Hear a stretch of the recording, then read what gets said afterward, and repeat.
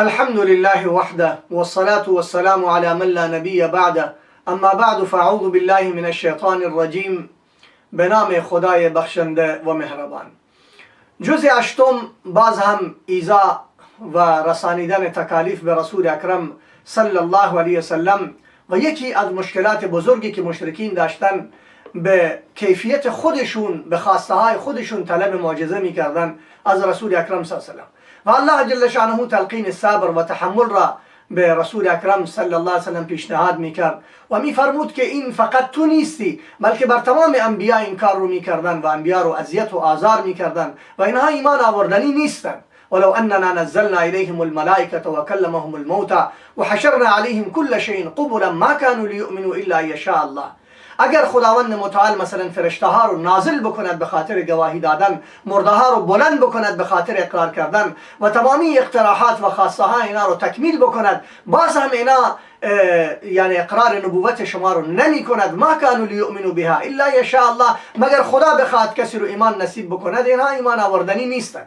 جلوتر باز الله جل شانه یک قاعده و ضابطه کلی رو بیان می‌فرماید که خوبی در مقابل خوبی و بدی در مقابل بدی، اما من جاء بالحسنه فله عشر امثالها، کسی نیکی بکند خداوند متعال در مقابل 10 میدهد، والله یضاعف لمن یشاء، ادینم الله بخواهد برای کسی بیشتر بدهد. و بعد مثال مؤمن و کافر را خداوند متعال اینجا بیان می‌کند که مثال مرده و زنده، مثال روشنی و تاریکی هست. و همچنان خداوند متعال حماقت ها و جهالت مشرکین رو بیان می کند که شرک ظلم عظیم بودن اینها می کردن و زنده به گور کردن دختران بودن که اونها را می کشتن، در حالی که اینها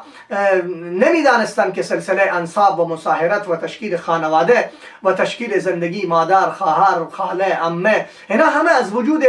بنات و دختران هستن. این نعمت بزرگی است و اینها رو زنده به گور می کردن. حلال رو حرام قرار دادن و حرام رو حلال قرار دادن به خواسته های خودشان. پیداوار و حاصلات حیوانات رو و زمین رو حصه رو به نام الله میکردن و حصه رو به نام بت‌های خودشون میکردن. فقالوا هذا لله بزعمهم و هذا لشرکائنا، این حصه برای خدا است و این حصه برای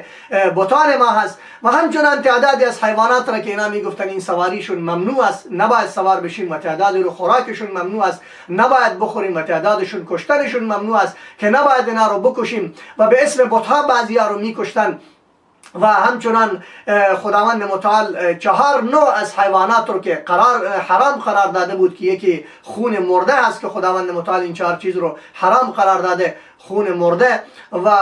یعنی مرده و خونی که از شهرک بیرون می شود به فشار، و همچنان گوشت خنزیر است و ذبح که لغیر الله، به اسم غیر الله، اینا همه رو خداوند متعال حرام قرار داده بود و اینا به خواسته های خودشون این کارا رو می کردن. و به سبب کثرت حماقت اینها خداوند متعال ومن البقر والغنم حرمنا عليهم شحومهما، خداوند متعال بر سر اینها چربی گوسفندان رو و گاوها رو همه رو بر سر اینها حرام قرار داد، الا ما حملت ظهورهما، مگر اون چربی که بر پشت کمر و رودها و یا بر استخوانات چسبیده است، خداوند متعال بدون ادون دیگه همه را بر سرشون حرام قرار داد. بعد از این خداوند متعال 10 موردی که سبب و ذریعه نجات و ثبات یک جامعه هست خداوند متعال اینجا ذکر می کند که چون خلاصه تمام دین اوامر و نواهی الله جل شانه است، اینجا خداوند متعال به این 10 چیزی که تاکید می کند، بندگی خداوند متعال است و پرهیز از شرک است و همچنان راضی نمودن والدین است و قتل فرزندان از خشیت این که ما گرسنه هستیم و نتانیم اینا رو از بین میبرن. اکثر اینها مثلا این بچه ها رو که از بین میبرد در نطفه اینا رو دور میکنن. این یک عمل خیلی زشتی است. میترسن از این که اگر فرزندانم بسیار بشن و زیاد بشن، من روزی از کجا بکنم، من کار از کجا بکنم. و خیلی فرزندان یعنی فرزنددار نمیخواهند بشوند به خاطر این که من کاروبار ندارم، زندگی ندارم. اینا همه به خدا شک دارن، اینا با خدا میخوان خودشون را شریک بکنن، فکر میکنن که ما رازق هستیم، ما روزی میدیم. نه، الله میدهد. رسول اکرم صلی الله علیه و تاکید میکرد که من فخر میکنم بر کثرت امت خودم و فرزندان بیشتر زندگی بهتر میشود و معلوم نیست که کدوم فرزند را خداوند متعال با برکت به شما بدهد و سبب اون را رزق و روزی شما را فراخ بکند و بیشتر بکند. و بعد از این خداوند متعال این را من قرار داده بود، فحشا و بی بندوباری را خداوند متعال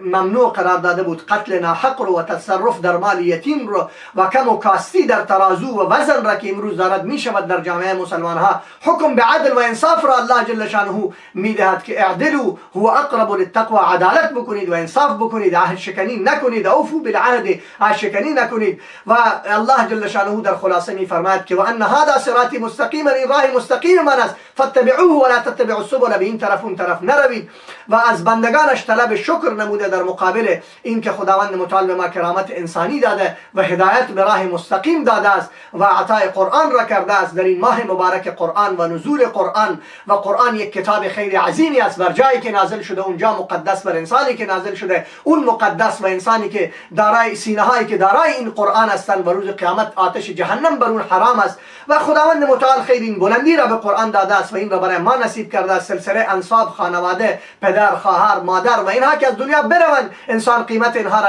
میفهمد که این تشکیل خانواده و همزیستی چقدر نعمت بزرگی است. و بعد از اون خداوند متعال سوره اعراف که مکی است، نبرد و صراع کفر و ایمان را، سیر و گذر انبیا را بر اقوامش خداوند متعال اینجا ذکر می کند. اعراف به خاطر حجز و دیواری که بین بهشت و جهنم قرار دارد، اصحاب اعراف انتظار فیصله الله را می کند که بعد به بهشت می روند.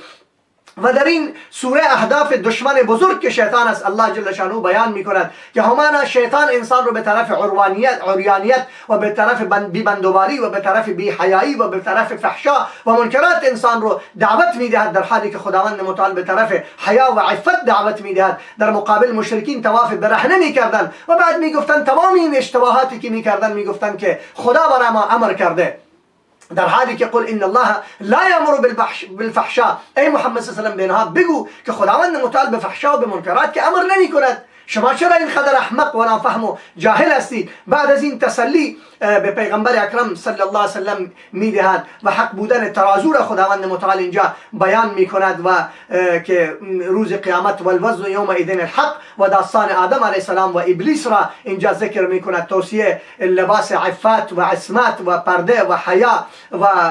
محاسن خوب و حکم به عمل به اینها. و بعد در انتها میفرماید که لا نکلف نفسا الا وسعها، تمام این احکاماتی که من بیان میکنم به خاطر این نه که من شما رو اذیت میکنم و یا تکلیف بر سر شما میارم، یکی اون است که ناممکن است، من چیز ناممکن را هیچ وقت حکم نمیکنم و حکم ندادم، و یک چیز مشکل است بر دومی خداوند متعال اجر میدهد. خیلی چیزا هستن مشکل هستن، اگر مثلا در سردی ها وضو کردن خیلی سخت است، در گرمی ها به مسجد رفتن خیلی سخت است، ولی در مقابل خداوند متعال پاداش و اجر نصیب میکند. و اینجا خداوند متعال سه گروه را ذکر میکند که در میدان محشر که یکی جهنمی ها هستند و دیگر بهشتی ها هستند و اصحاب اعراف هستند که نیکی و بدی اینها مساوی هست، یعنی نیکی هم کردن و بدی هم کردن مساوی است، نه جهنمی هستند و نه بهشتی هستند. و اینا بر حجزی که بر بلندی، یعنی خداوند متعال اینجا ذکر میکند بر حاجز و بلندی که اعراف نامیده میشود، اینا منتظر الله جل شانه هستند که اینها را خداوند متعال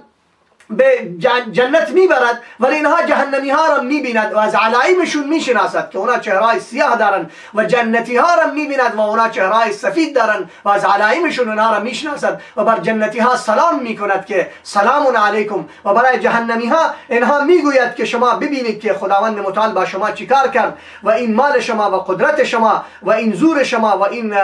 چیزهای شما رو نجات داد، مال و زور قدرت شما، و اینها پناه میخوان از خداوند متعال از این جهنمی ها، و تا اینکه خداوند متعال اینا رو مغفرت کرده به بهشت میبرد. سه دلایل محکم توحید را خداوند متعال اینجا بیان میکند. ان ربکم الله الذی خلق السماوات والارض فی 6 ایام ثم استوى علی العرش، خلقت زمین و آسمان را خداوند متعال بیان می کند و عرش را، و همچنان که خیلی از برادران ما این قضیه عرش را یک قضیه خیلی مشکلی برای مسلمان ها ساخته. الرحمن و العرش استوا، جا و مقام را برای خدا مقرر می کند و نشست آن را اعلان می کند، و این خیلی اشتباه و غلط محض و بزرگی است، در حالی که استوا کما یلیق بشانه به اعتبار ذات بر عرش است. این قضیه خیلی غلطی است و اشتباه است، و همچنان ما این رو می توانیم بگوییم که علوا یلیق بجلاله لا ندرک کیفیته، ما این را هیچ وقت نمیتونیم بگوییم. علم الله، قدرت الله محیط بر تمام چیزهاست، ولا یحیطون به شیء، بر الله هیچ چیز قادر شده نمیتواند و نه مکانی برای اون ساخته می شود و نه جای مقرر می شود و نه سبحان الله، یعنی خداوند متعال لیس کمثله شیء و هو السمیع البصیر. و در انتها خداوند متعال به خاطر حاصل نمودن عبرت و حکمت های الهی و نصایح انبیاء کرام علی نبی علیهم السلام که قوم را همیشه اینا نصیحت میکردن و به عناوین مختلف، یا قوم قد ابلغتكم رسالة ربي ونصحت لكم ولكن لا تحبون الناصحين، ونصحت لكم رسالة ربي ولكن لا تحبون. این بار به عناوین مختلف و به اشکال مختلف انبیاء کرام اینها رو دعوت میدادن. اینجا قوم ها را که دعوت دادن، در مقابل 6 تا از انبیاء کرام را خداوند متعال ذکر میکند که نوح علیه السلام بود، هود علیه السلام بود، صالح علیه السلام بود، لوط علیه السلام بود، شعیب علیه السلام بود و موسی علیه السلام بود. قصص اینا را خلاصه مفصل و مجمل ذکر می کند. خلاصه تمام این قصه ها و این مسائلی که خداوند متعال برای ما بیان کرد و اوامر و نواهی را که خداوند متعال بیان کرد، به خاطر اینکه ما منهج انبیاء کرام را، سیر و سیرت آنها را در زندگی خود پیاده بکنیم و اولئک الذین هدی الله فبهداهم مقتدی، اون راه را بگیریم و این به اراده خداوند متعال می شود، به فضل کرم خداوند متعال می شود که در همین جز الله جل شانه می فرماید فمن یرید الله ان یهدیه یشرح صدره للاسلام. الله بخواد برای کسی اراده خیر بکند، سینه اون را برای اسلام باز می کند و کشاده می کند و فهم اسلام رو و فهم دین رو برای اون نصیب می کند. و کسی را که خداوند متعال